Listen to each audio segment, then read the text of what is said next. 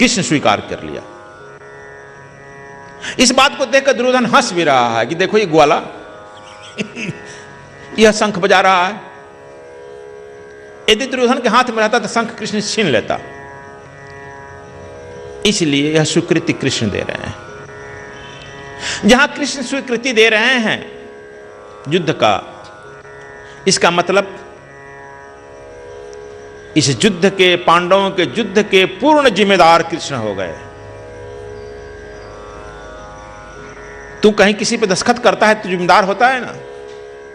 यह शंख बजा करके, कृष्ण शंख बजा करके खबर कर दिए दुर्योधन के यहां कि देखो दुर्योधन, इस जो है इस दल का पूर्ण जिम्मेदारी मेरे कंधे पर आ गई है। मैं पूर्ण रूपेण रक्षा करने के लिए तत्पर हूं। और भीष्म पितामह जब देखते हैं कि मेरे शंख की प्रत्युत्तर कृष्ण दे रहे हैं, वह शंख रखकर दोनों हाथ जोड़कर खड़े हो जाते हैं। अब तो हो गया युद्ध, शुरू नहीं हुआ, हो गया।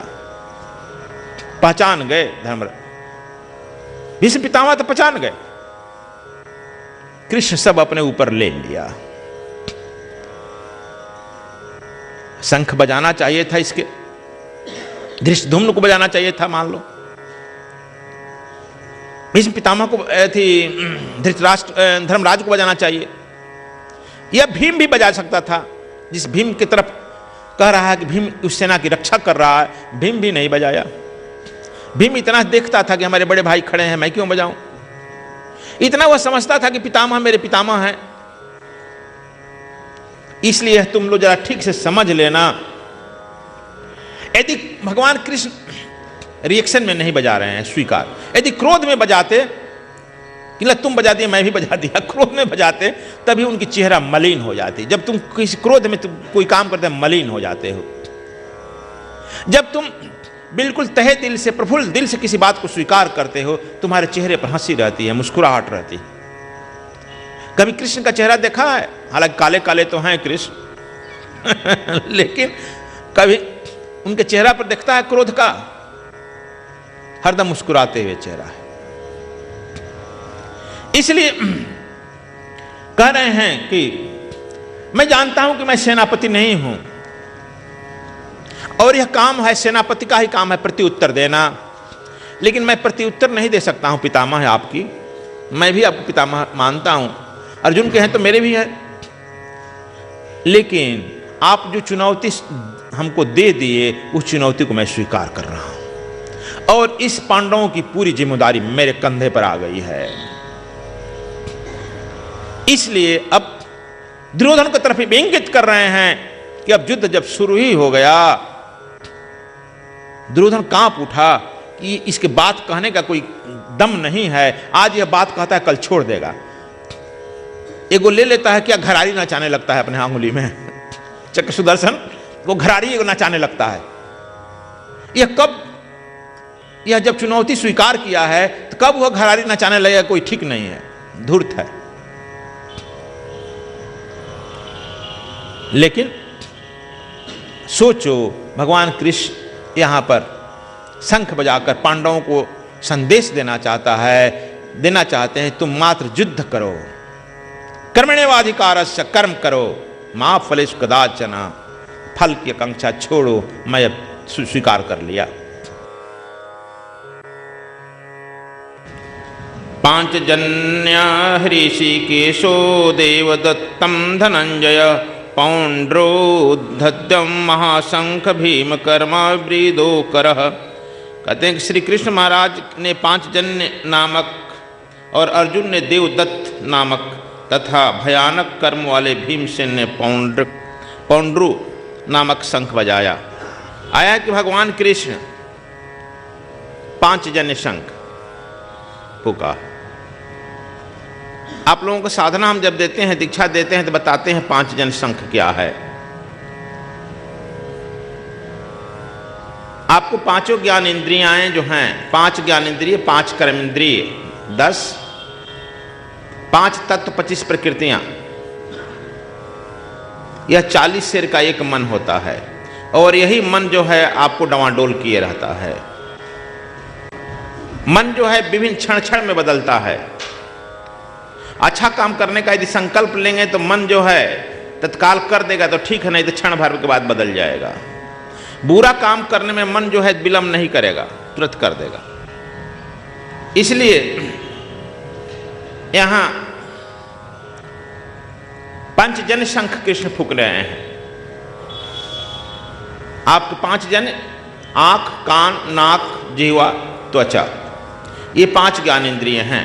मन आपको दिखाई नहीं पड़ता है, मन इन्हीं 5 ज्ञान इंद्रियों से काम लेता है। जो व्यक्ति इन 5 हो जाता है और उसे हम लोग स्वामी जी कहते हैं। अब भले स्वामी जी इंद्रियों को कंट्रोल किया है न किया, लेकिन हम स्वामी जी एक सरनेम लगा लेते हैं। स्वामी यानी अपनी इंद्रियों का यह स्वामी, 5 ज्ञान इंद्रियों का स्वामी, मालिक। लेकिन अभी कबीर साहब कहते हैं 5 आप में अमानी को काहू का हटा न माने। आपकी आंख आपके कहने में नहीं है, जिधर मन है उधर देखते रहती है। कान जो इच्छा वो सुनते रहती है। और आज वैज्ञानिक कह रहे हैं कि 50 से 60% लॉस ऑफ एनर्जी आंख से होती है। अब जहां जितना देखते हैं वह सब फोटोग्राफी होता है और सब जो है आपके ब्रेन में, चिप में भर जाता है। जब वह भर जाता है तो आप पागल हो जाते हैं। इसीलिए भगवान बुद्ध ने कहा था कि 5 फीट की दूरी पर देखो, ज्यादा दुखने की जरूरत नहीं है। इसलिए 5 जो हैं, यह आज समझ लीजिए कि ये भगवान कृष्ण कह रहे हैं मन आपका नौकर है, लेकिन मन मालिक बन गया है ना। अब कोई बात में कहते मन मेरा नहीं कह रहा है। अरे मन के नौकर किसे बन गया है? मन को जरा दबाओ, डांटो, एक तमाचा लगाओ। और मन के नौकर ये इंद्रियाएं हैं। मन आपसे दिखाई नहीं पड़ता है, ये इंद्रियाएं दिखाई पड़ती हैं। इसलिए इन इंद्रियाओं को कंट्रोल में कर लो, मन अपने आप स्वतः कंट्रोल में हो जाएगा। इसीलिए भगवान कृष्ण जो है 5 जन फूंक रहे हैं। आप भी जब इन इंद्रियों को कंट्रोल कर लेंगे और आप भी जब श्वास ऊपर की तरफ लेंगे, अपान व्यान को समान कर लेंगे, अपान व्यान समकृत्वा करते हैं कृष्ण, समान कर लीजिएगा, तो आप भी उस परमात्मा को प्राप्त कर लीजिएगा। इसलिए भगवान कृष्ण जो है परमात्मा स्वरूप है, 5 जन शंख फूंक रहे हैं। अब जब भगवान कृष्ण का जो बात सुन लेगा, गुरु का बात जो सुन लेगा, वह देवदत्त शंख फूंकेगा, वह देवत्व को प्राप्त करेगा। इसलिए अर्जुन ने देवदत्त शंख फूंका है। लेकिन भीम ने जो शंख फूंका है, भीमसेन, वह आया है भयानक कर्म वाले भीमसेन पौंड्रु नामक शंख फूंका, भयानक कर्म वाले। और दुर्योधन जो है न कृष्ण की शंख की ध्वनि सुन रहा है, न अर्जुन की ध्वनि सुनेगा, वह सुनेगा भयानक कर्म वाला भीमसेन की। दुर्योधन भी भयानक कर्म वाला है। इसलिए समान गुण धर्मा मित्रता होती है, इसलिए इनके ही शंख को वह सुन लेगा।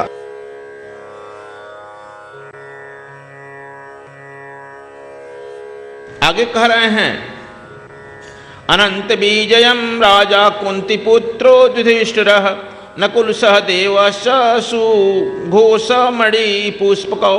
कहते हैं कि कुंती पुत्र राजा युधिष्ठिर ने अनंत विजय नामक शंख और नकुल सहदेव ने सुघोष और मणि पुष्पक नाम वाले शंख भूजे। यहां युधिष्ठिर का नाम 4थे स्थान पर आया है। पहला कृष्ण, दूसरा अर्जुन, तीसरा भीम, 4थे स्थान पर। जबकि कौरवों के पक्ष के सेनापति भीष्म पितामह का पहले स्थान पर नाम आया, पहला शंख फूंके हैं। यहां के सेनापति का 4थे स्थान पर नाम आया। फिर कह के वेद व्यास ने तो बड़ा अन्याय किया है, इसलिए कि पांडवों के पक्ष में कोई सेनापति नहीं है। सब लड़ाक, सब जो है कर्म करने वाला है। यहां एक ही आदमी नेतृत्व कर रहा है, वह कृष्ण कर रहा है, और सब सैनिक है। इसलिए यहां पर अहंकार नहीं है। जहां अहंकार होता है, आप लोगों में भी अहंकार उत्पन्न हो जाता है, तो कहते हैं यह नहीं करेंगे, यह करेंगे। आपका अहंकार लड़ता है ना, मन लड़ता है, अहंकार लड़ता है। यह आज समझ लीजिए कि ये भगवान कृष्ण कह रहे हैं मन आपका नौकर है, लेकिन मन मालिक बन गया है ना। अब कोई बात में कहते मन मेरा नहीं कह रहा है, अरे मन के नौकर किसे बन गया है। मन को जरा दबाओ, डांटो, एक तमाचा लगाओ। और मन के नौकर ये इंद्रियाएं हैं। मन आपसे दिखाई नहीं पड़ता है, ये इंद्रियाएं दिखाई पड़ती हैं। इसलिए इन इंद्रियाओं को कंट्रोल में कर लो, मन अपने आप स्वतः कंट्रोल में हो जाएगा।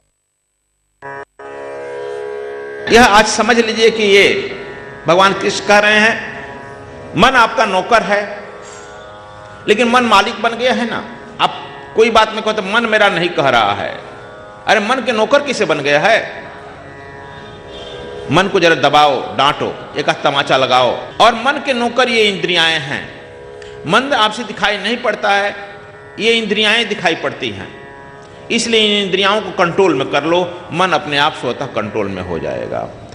सद्गुरु स्वामी कृष्णायन जी महाराज की गीता ज्ञान मंदाकिनी प्राप्त करने के लिए संपर्क करें 09868886830। सद्गुरु धाम आश्रम बद्रीनाथ में चल रहे निशुल्क भंडारे में एवं आश्रम परिसर में सत्संग एवं ध्यान मंदिर निर्माण है।